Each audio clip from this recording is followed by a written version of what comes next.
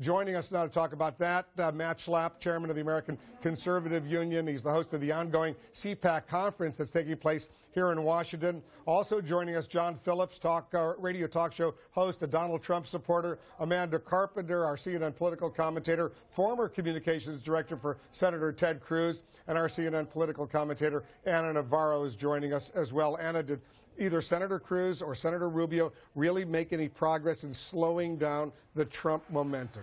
You know, I don't think anything changed as far as, where the different candidates stand. I do get the sense that last night was the turning point and maybe just the drop that, filled the cup with the crassness, with the vulgarity. So many people, Republicans, not Republicans, that watched that debate yesterday are feeling today disappointed, are feeling today distraught by just how low the level of discourse has dipped in the midst of this democratic process. And I think all of us, regardless of who we may support, should today call on those Republican candidates and say, enough is enough. You are running for president of the United States. Start behaving as such. Take your juvenile insults elsewhere. This process, this office requires different kind of behavior. Amanda, what do you think? Yeah, I mean, to be fair, I found the debate hard to watch at times, and I think it's largely because Donald Trump continues to dominate the debate. He has dragged the discourse down so low. Marco Rubio has kind of been goaded into taking him on, adopting his tactics. People don't like to see that. But the thing that does give me hope, the thing that I did like to see, was Marco Rubio and Ted Cruz teaming up to make the critique of Donald Trump that you can't trust him to create American jobs. He's a Washington deal maker that you can't trust. That is the one thing that could bring the party together.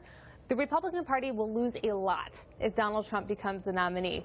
Those two guys showing a way forward for the establishment, the conservative wings to come together is the only path out of this. John Phillips, let's talk a little bit about what happened on CNN's New Day earlier this morning. Senator Marco Rubio, he called Donald Trump the most vulgar person to ever aspire to the presidency. But one of the low points of the debate came when Trump responded to Rubio's earlier remarks about the size of his hands. That was just part of the back and forth. Listen to this. Look at those hands. Are they small hands?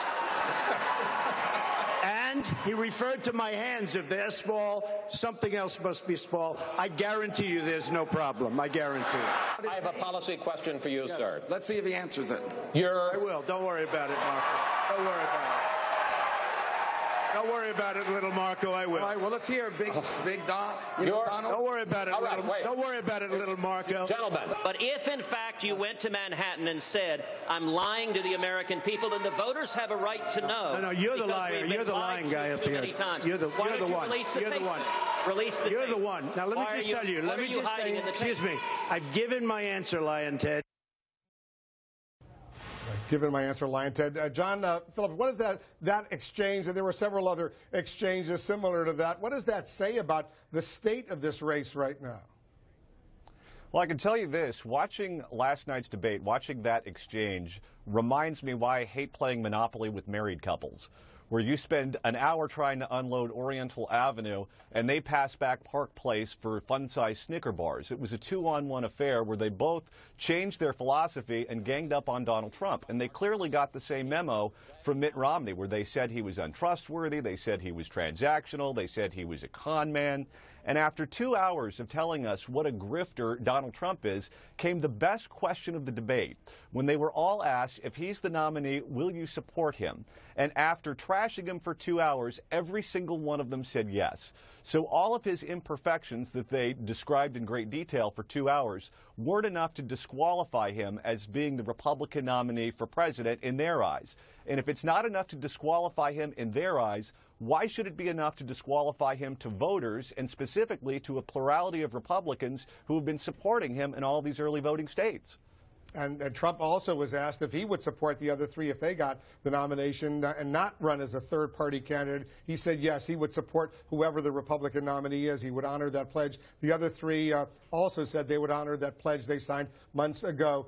Matt, we just got word a little while ago that Donald Trump has decided not to attend the CPAC conference where you are right now. He's going to stay out there on the campaign trail looking ahead to the contest tomorrow. What was the reaction over there at CPAC? Well, I mean, I guess that's one way to say it. I guess I would say something different, which is we were very firm with all of these candidates. By the way, we're neutral in this presidential race, but we were very firm with all these candidates that we wanted them all to be at CPAC, and they all eventually RSVP'd, but they had to give a speech and they had to answer questions. We got into a disagreement as to whether those rules would be enforced for Donald Trump as well, and he decided to pull out. And we're really disappointed by this. Donald Trump has been at CPAC for several years. There's a lot of people who fill this room, and this room was full behind me, that would love to hear from him. In a sense, when you come to CPAC as a presidential candidate, you're paying respects to conservative voters who will make up 2/3 of those who will pull the levers in these states.